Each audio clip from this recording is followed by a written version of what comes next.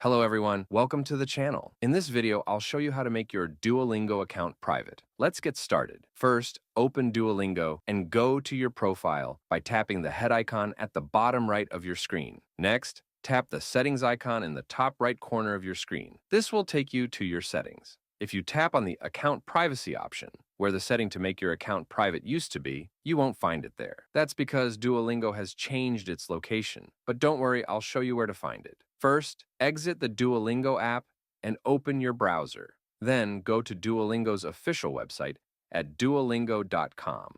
Log into the account you want to make private. Once you're on this page, go to your profile by tapping the head icon. Then navigate to your settings and scroll down to the last option, Privacy Settings. Tap on it and you'll see another option called Make My Profile Public, which is turned on.